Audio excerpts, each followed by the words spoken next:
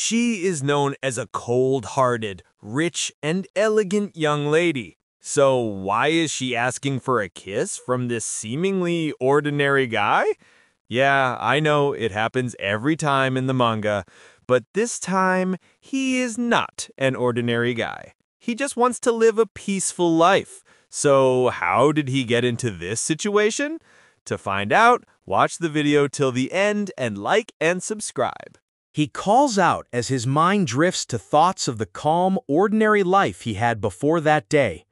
Suddenly realizing how everything has completely changed, he blurts out in surprise. When he calls her hesitantly, she asks for a kiss, leaving him baffled and wondering what's going on. Someone urges him to accept, and when she thanks them, he asks in disbelief if that means she's dating him. She replies that she would never accept a confession from someone who doesn't even have the courage to do it face to face. He insists that can't be true, but she simply says goodbye and walks away. He watches her go, remarking that there she goes, the princess of their class. She's athletic, smart, and beautiful, the kind of girl who's drawn attention from everyone since she first entered the school. Both boys and girls admire her, but no matter how many confessions she receives, she rejects them all without hesitation. Because of her blunt rejections, she earned the nickname Princess. He thinks about that nickname for a moment.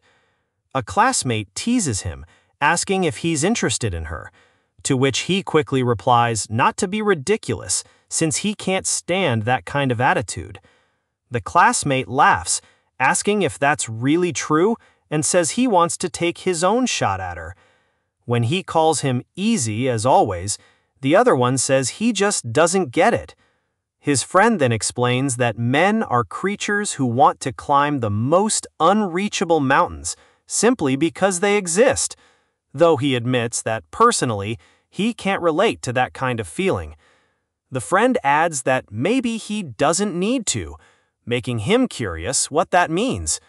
The friend clarifies that either way, he doesn't plan on getting involved in something he's sure to lose, especially when he's never even spoken to her before. He reflects that, in his case, he's more involved than most, since he sits right next to the princess in class and even works at the same part-time job. Still, involved might be an exaggeration. They barely talk at all. At work, he starts to speak, saying, "My manager," but she cuts him off, saying she doesn't know, startling him as she suddenly appears behind him. He scolds her lightly for sneaking up like that. The manager wonders aloud why someone from such a famous old noble family would come work in a place like theirs, joking if it might be some sort of prank. He suggests maybe she's just trying to learn about ordinary life, but the manager counters that might describe him instead. She asks if he's heard anything about her at school, and he replies, "Of course not. We've never even spoken outside of work." The manager muses that maybe because it's him, he might actually understand her a little, though he thinks to himself, there's no way. A customer suddenly calls out to her, inviting her to have fun with him. She ignores the flirt and simply asks for his order. The manager panics, suggesting they call the police, but he tells her to calm down and let them handle it themselves. The customer smirks, claiming to be the son of a corporate CEO, offering to buy her whatever she wants since she must be short on money working part-time. She tells him firmly to leave if he isn't going to order anything, explaining that loitering like that bothers the other customers. The man clicks his tongue in irritation and curses under his breath before leaving. The manager asks if she's all right, and she replies that she's used to that sort of behavior. The manager comments that her composure is exactly what you'd expect from the princess. He finishes up, saying he's heading out, and wishes her good luck for the rest of her shift. As he walks away, he can't help but think how cool she was back there, so calm, even when facing a man much larger than herself. But her earlier words echo in his head. "I'm used to it." He wonders if he imagined it, but he thinks he saw her hand tremble for a moment. Later, he notices someone following her. That same persistent guy still hasn't given up. The man makes suggestive comments, promising to make her feel good, while she firmly tells him to stay away. She warns him to disappear quickly, saying she doesn't even want to breathe the same air as someone as despicable as him. He thinks to himself that maybe provoking the guy that much isn't a good idea. The man snarls that she's full of herself just because she's pretty. She yells at him to stop and wait, but he laughs and says he should have just used force from the start. Someone nearby wonders if she doesn't have any bodyguards from her family. He hesitates, questioning whether to step in or not, but concludes that the princess can handle this on her own. He's always done his best to stay away from trouble, but when the man tries to lay hands on her, he can't help it. He shouts, kicking the guy hard enough to send him stumbling back in shock. With a cold glare, he warns him that hitting a woman makes him the lowest of the low, and adds that next time he won't miss. The man curses furiously, yelling about his precious hair and demanding if he thinks it's okay to raise a hand against him. Calmly, he corrects him, saying it wasn't his hand, but his foot. Enraged, the man swears he'll make sure people like him never get to speak again. But as he swings, he's stunned that his punches aren't landing at all, while the other quietly notes that it's all about maintaining the right distance. Confident in his grip strength, he figures this will be easy to control, and decides to teach the guy a lesson. The man yells that he can't move, demanding if they even know who he is, threatening that his father won't stay silent, and that this will ruin their social lives. She finally steps forward, asking if he still hasn't realized who he's dealing with. Calmly, she mentions that his father must be going through a rough time right now. Then, with composed elegance, she apologizes for the delay and introduces herself, reminding him they'd met once at a party. He stammers in confusion. When it clicks, he shouts her name in shock, realizing she's from their parent company, a major shareholder from a prestigious family. He mutters that he vaguely remembers now. She tells him that she'll have a nice little chat with her father about what happened today. Panic hits him immediately, and he pleads for her to keep it secret. She agrees, but firmly orders him to leave at once. After he rushes off, the boy asks if she's all right. She brushes his hand away, keeping her composure, and tells him to stay back. Then, in a cool tone, she asks what he wants in return for saving her. He replies that he wants nothing. He simply saw an acquaintance being attacked and stepped in. That's all.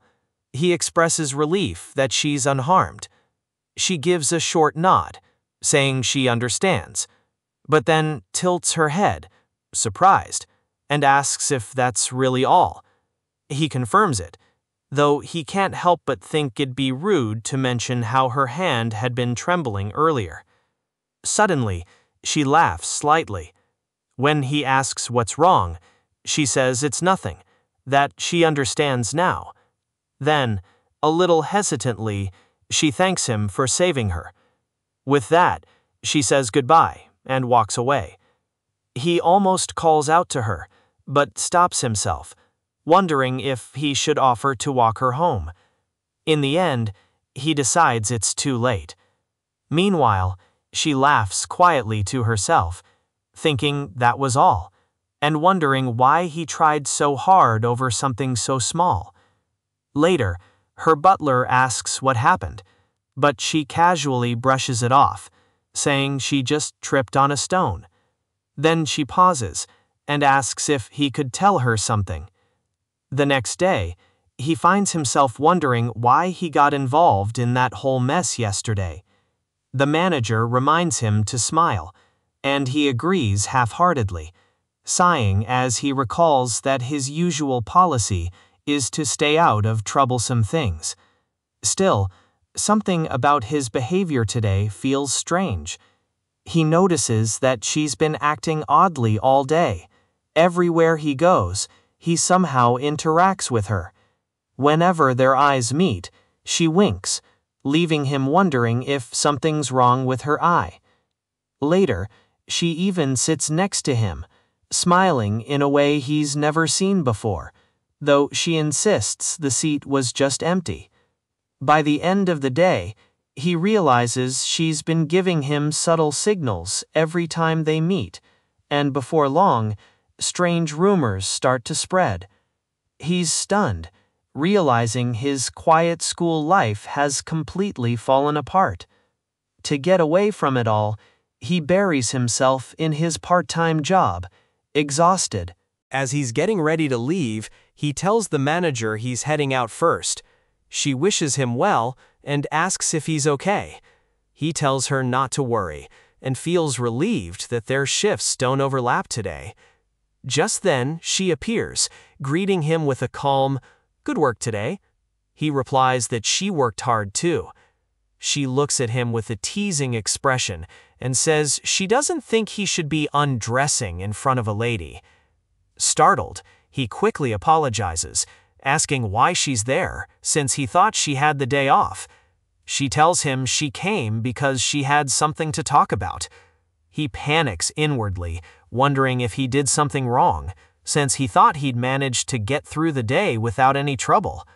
Suddenly, she steps forward and hugs him tightly, saying softly that finally it's just the two of them.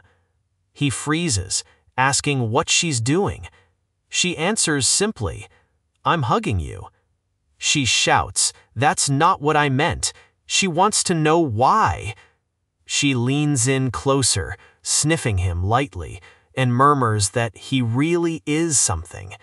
She comments that he smells nice, and that she likes his fragrance, while he stammers, asking if he isn't getting a bit too close, completely confused about what's happening.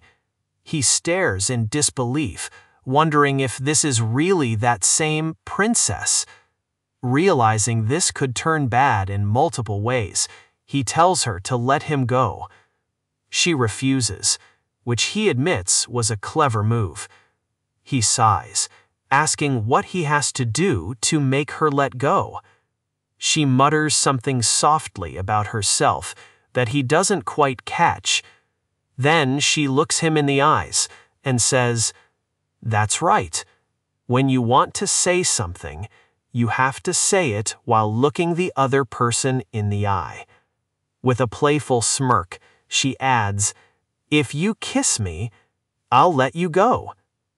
She stammers in shock, realizing she's completely different from the composed, elegant girl she pretends to be at school.